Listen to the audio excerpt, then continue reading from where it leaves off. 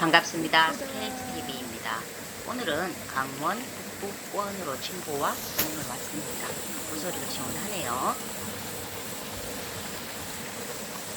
앞서가는 친구는 고등학교 동창이어서 서로에 대해 너무나 잘 알고 있기 때문에 산행을 할 때 아주 즐겁습니다.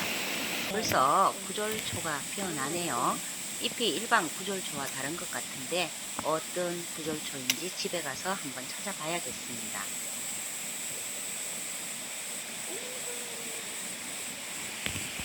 오늘은 평소 가던 방향과 반대 방향으로 올라가 봅니다.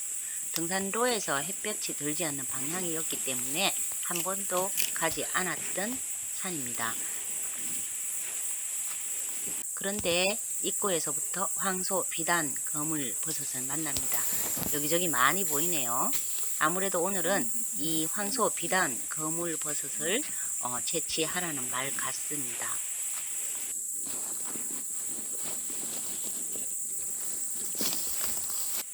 버섯이 녹아내린 모습들도 있고요. 뱀도 지나갑니다. 황소비단 거물버섯은 능선 바로 아래에서 자라기 때문에 능선을 벗어나면 잘 보이지가 않아요. 그래서 이 버섯 채취가 목적이라면 능선을 따라 걸으면서 좌우를 살펴보는 것이 중요합니다.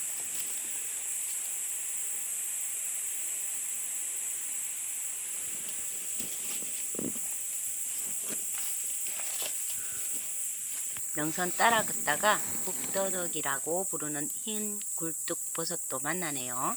가죽밤 거물버섯으로 보이는 버섯도 하나가 외롭게 자라고 있습니다. 저희들은 오늘 황소 비단 거물버섯만 채취하려고 생각했기에 간섭 없이 지나칩니다. 여름에서 가을까지 소나무 숲속의 땅에서 자라는 이 버섯은 솔버섯이라고도 부르고요. 일부 사람들에게는 인기가 좋습니다.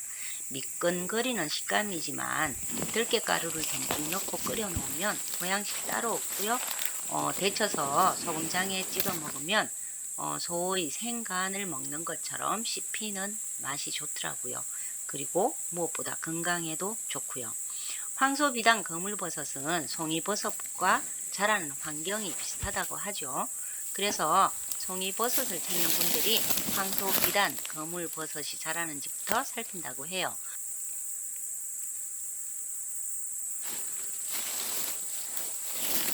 횡재를 한 것 같습니다. 능선을 따라 양쪽으로 황소비단 거물버섯이 엄청나네요. 친구와 방향을 나누어서 열심히 각자 채취를 합니다. 이 버섯은 식이섬유나 각종 비타민이 풍부하고요. 철분, 인, 칼슘, 그리고 아연, 단백질 등 다양한 영양소가 함유되어 있다고 합니다.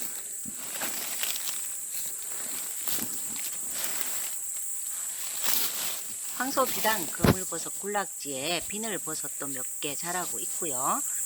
황소비단 거물버섯은 특히 혈중 콜레스테롤을 저하시켜서 혈관 개선에 탁월하고요.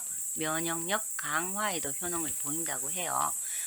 다양한 요리법이 있기 때문에 넉넉하게 채취해 가려고 합니다. 이 버섯을 채취할 때는 작은 칼과 칫솔 같은 작은 솔이 있으면 좋습니다. 버섯가시 끈적해서 나뭇잎이나 솔잎 등이 달라붙어 있으면 잘 떨어지지 않거든요. 가능한 깨끗하게 채취해서 가방에 담아 가야지만 집에 가서 일거리를 줄이게 됩니다. 물론 밑둥도 깨끗이 잘라내고요. 흙이 묻어 있지 않게 해야 합니다. 친구는 꾀꼬리 버섯을 채취하느라고 정신이 없다고 카톡이 왔네요.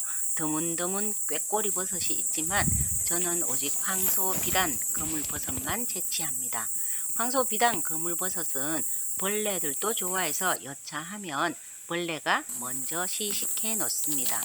그래서 갓 윗면도 깨끗한 걸 골라야 하지만 갓 아랫면을 잘 살피며 벌레 흔적이나 노균화가 되지 않았는지 일일이 확인을 해야 하고요.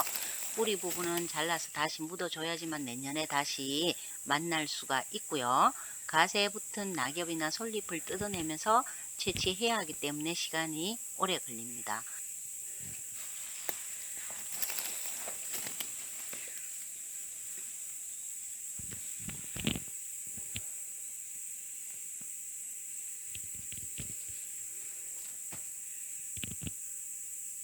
그렇기 때문에 군락지를 만나면 아예 배낭을 내려놓고 앉아서 채취하는 것이 좋습니다.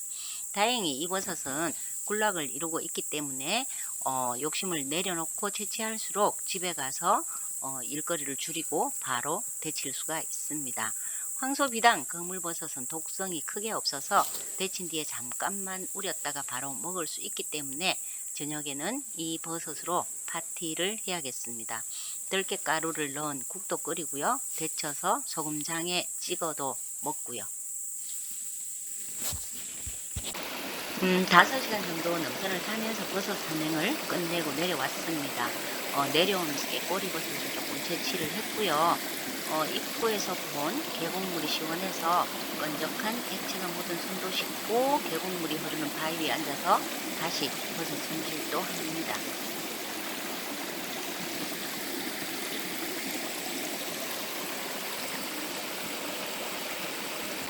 오늘 채취한 버섯입니다. 산에서 비교적 깨끗한 것만 골라 채취했어도 이물질이 아직 붙어있네요.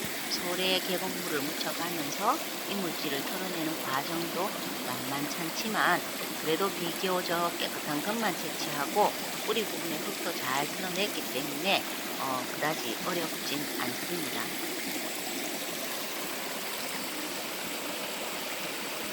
이런 곳에서 라면 하나 끓여 먹으면 참 좋겠는데 요즘 산에서는 불을 피우지 못하니까 그냥 끄집어야겠죠. 대신 보온병에 남아있는 뜨거운 물로 믹스커피 한 잔 나눠 마시고 집으로 돌아왔습니다. 계곡에서 다시 한번 손질한 탓인지 버섯들이 아주 깨끗하고요. 애기 깨꼬리 버섯도 잠깐 채취했는데 제법 되네요. 황소비단 거물버섯은 바로 데쳐서 잠깐 우리는 중이고요. 이 버섯은 끓는 물에 데치면 이렇게 보랏빛이 감도는 것이 특징입니다. 샤워하고 식탁을 차렸습니다. 굽더덕이랑 황소비단 거물버섯 일부는 기름장과 초고추장에 찍어 먹고요. 꾀꼬리와 지난번 산행에서 채취해서 3일간 우려 놓았던 쌀이버섯을 함께 양파를 넣고 볶아 놓으니까 맛깔나 보인다고 가족들이 좋아하네요. 그리고 황소비단 거물버섯 일부는 들깨가루를 듬뿍 넣고 소금 간을 살짝 해서 걸쭉하게 끓여 놓았습니다. 이렇게 끓인 국은 밥 없이 그냥 먹어도 한 끼 보양식으로 좋더라고요. 온 가족이 좋아하기도 하고요. 나머지 버섯들은 소금을 뿌려 염장을 해 두었습니다. 마지막에 길 옆에 있던 상국을 조금 꺾어 왔는데 향기가 참 좋네요. 감사합니다. 스케치TV였습니다.